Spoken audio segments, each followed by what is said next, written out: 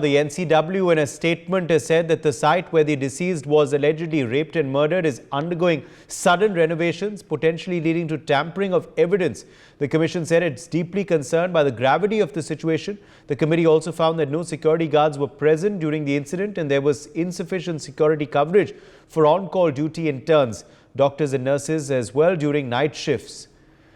Renik Datta continues to be with us. Renik, NCW has leveled serious allegations. NCW ने तरह-तरह के सवाल उठाए हैं.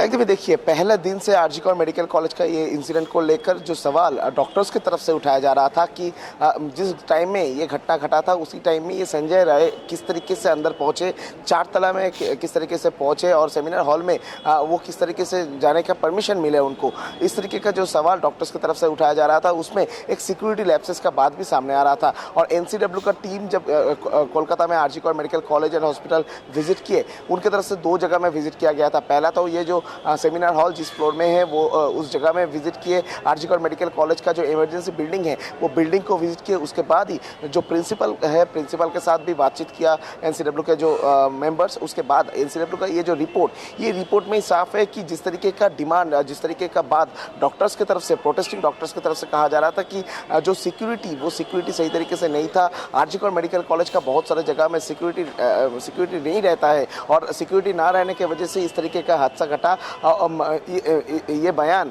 फिर से एक बार NCW का जो रिपोर्ट, इस रिपोर्ट में भी साफ है। और दूसरी तरफ NCW का ये रिपोर्ट में ये भी मेंशन है कि सिक्योरिटी लैप्सेस के वजह से ही इस तरीके का पूरा घटना घटा और ये जो पूरा घटना, इसमें पूरा जिम्मेदारी कॉलेज अथॉरिटी का ही होना चाहिए, क्योंकि जितना परिमाण सिक्योरिटी होना चाहिए, रात में जो डॉक्टर्स काम करते हैं, डॉक्टर्स के लिए प्रॉपर रेस्ट रूम नहीं है और उसके साथ साथ ही डॉक्टर्स का सिक्योरिटी का जो बंदोबस्त जो आरजी कौर मेडिकल कॉलेज का अथॉरिटी का डिपार्टमेंट है उसमें लैप्सेस हुआ है और इसी वजह से ये पूरा घटना घटा। और NCW का रिपोर्ट में डायरेक्टली जो कहा गया है वो पूरा इशारा अथॉरिटी का जो फेलियर उसके ऊपर ही आता है।